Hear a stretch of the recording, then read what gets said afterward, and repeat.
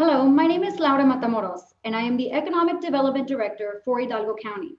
I'm joined today by Jaime Longoria, Executive Director for the Community Service Agency, and we are here to announce the launch of a much anticipated program.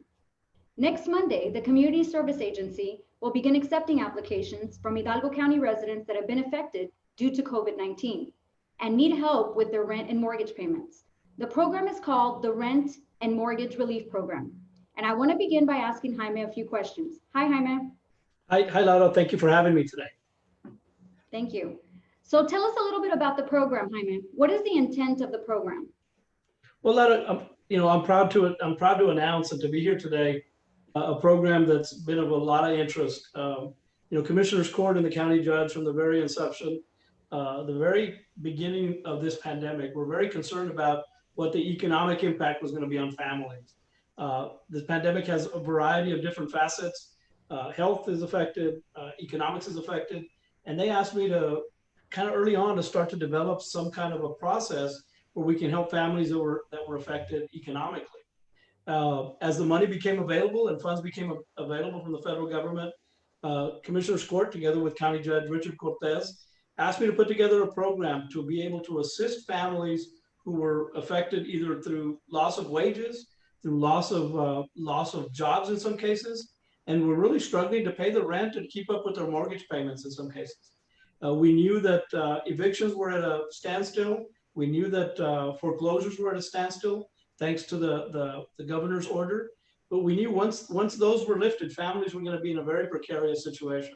So we got busy in developing this program. That's great. I'm glad that the county was very proactive in trying to figure out ways to be able to help the residents of Hidalgo County. So how much money has been set aside to help people living in the county? Well, Commissioner's Court initially conceptualized this program in terms of being able to assist families that were living in the rural areas of the county. So they set aside $7 million. $7 million is the investment on behalf of Commissioner's Court and the county judge. And they said to me, that's an initial investment. We want to see how this program goes. I'm happy to announce that just a couple of weeks ago, we received the first check, the first installment. We took half of that $7 million, or $3.5 million, and we're able to put that towards starting our program and getting all of our people hired and trained and getting this program off the ground. Great, great. So tell me a little bit about the eligibility. Who qualifies for the program? First of all, the program is designed to assist those families that were affected by COVID-19. March 13th is the catch day. So for families that lost wages, lost their jobs, were unemployed because of COVID-19, or in some cases, self-employed families who may have had a small business, may have been in the service industry, if they were affected post March 13th, then they would qualify. The second caveat of the program is they must live in the rural areas of Hidalgo County. That's outside the city limits, except for the cities of Granjeno and the city of Sullivan City. Those two cities opted into the program and asked us to administer that program for them. So we'd be glad to do that. And so it's the rural areas plus Sullivan City and Granjeno. Okay, and here's the big question. How does one apply for the program?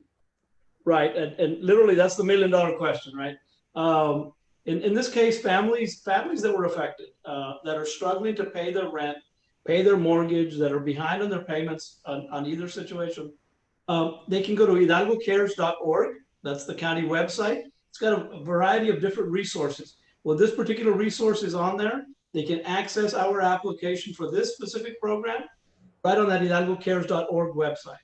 Now, for families that lack access and that have a hard time getting online or don't have an online system, we will be releasing a phone number very soon that will be manned by county operators that will allow people to apply actually by telephone.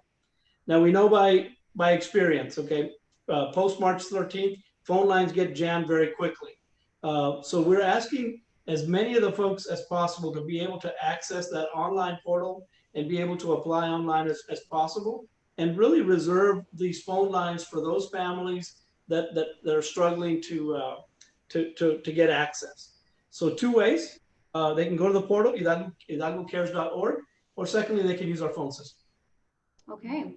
And so I know you probably touched on this in one of the previous questions that I asked you, but is the program for all residents of Hidalgo County? Right. Initially, this initial phase of the program is to help those families living in the rural areas of the county and Sullivan City and Granjeno. So that's the way the program was designed to be able to assist those families. That's the way it was put together. Okay.